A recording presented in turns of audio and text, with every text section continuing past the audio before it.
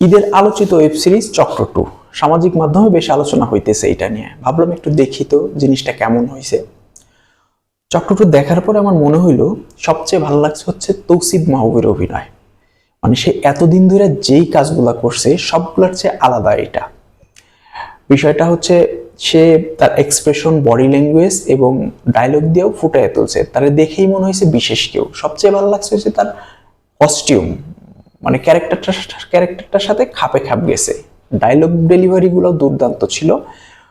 তার প্রত্যেকটা মুভমেন্ট কথা বলছে। তৌসিফ মাহবুব অনেক দিন ধরে ইন্ডাস্ট্রিতে আছে, অনেক ধরনের কাজ করছে। তো আমার মনে হয়েছে এই সময় আয়েশা তারে ক্যারেক্টার বাছাইয়ের ক্ষেত্রে এইরকমই চুজি হওয়া উচিত। চক্র 2 মতো বাইসা বাইসা কাজ করা উচিত। আর এইটা যদি সে করতে পারে তাহলে সে নিজের যেমন ভাঙতে পারবে, পাশাপাশি হচ্ছে দর্শকের মগজেও অনেকদিন টিকা থাকতে পারবে। এই সিরিজে সে দুইটা ক্যারেক্টার প্লে করছে, দুইটা রোল প্লে করছে। একটা হইতেছে হুমায়ুন আর একটা হচ্ছে মেমন। আমার কাছে মেমন ক্যারেক্টারটা তার বেশি ভালো লাগছে। তৌসিফ মাহবুবের পরে যদি আমি কারো নাম নেই তাইলে নিব হচ্ছে মৌসুমী মৌয়ের নাম। সৌন্দর্যের দিক থেকে যদি বলি তারে পুতুলের মতো লাগছে। কস্টিউমগুলো দারুণ ছিল। সে অভিনয়ে অনিয়মিত হয়েও যে সাবলীল অভিনয় করছে এটা নিঃসন্দেহে অ্যাপ্রিসিয়েট করার মতো। তবে তার ক্যারেক্টারটা যে অন্ধ এইটা না আমি শুরুতে বুঝতে পারি নাই। এই জায়গাটা তার আর একটু উন্নতি করার ছিল। পাপেট শোটা ভালো লাগছে, এটা উপভোগ্য ছিল। হিচকককে নিয়ে জেনির জার্নিটা এই চক্র 2 ওয়েব সিরিজের গুরুত্বপূর্ণ একটা অংশ। এই ক্যারেক্টারটার একটা মনস্তাত্ত্বিক লড়াই আছে। আজমেরি হক বাঁধন সেইটা সুন্দর করে ফুটাই তুলছেন। মানে জেনিরে বিকি যায় যেভাবে মেক করতে চাইছে আজমেরি হক বাঁধন সেইভাবেই ফুটায় উঠাইছে। পাশাপাশি হচ্ছে আমাদের দেশের অনেক বয়স্ক লোকের মধ্যে নাদের চৌধুরীর ক্যারেক্টারটার মতো ফাত্রা অভ্যাস আছে। নাদের চৌধুরী ওই জিনিসটা দারুণভাবে পোট্রে করছে। মোমেনা চৌধুরীর অভিনয় দারুণ হয়েছে। তবে মেঘলা ময়ের অভিনয়টা প্রশংসনীয়।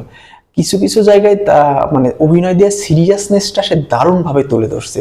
পাশাপাশি আরো যারা অভিনয় করছে, জিলানি, দোয়েল, গাজী রাকায়েত, এরা সবাই ভালো অভিনেতা।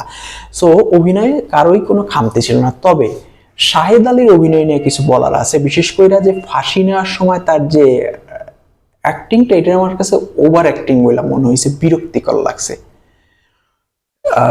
চক্রটোর গুরুত্বপূর্ণ একটা বিষয় হচ্ছে এখানে অনেকগুলো গল্প সমান্তরাল ভাবে চলছে এবং প্রত্যেকটা সমান গুরুত্ব পাইছে। কোনোটা ঝুইলা যায় নাই এবং গুরুত্বহীন বলে মনে হয় নাই।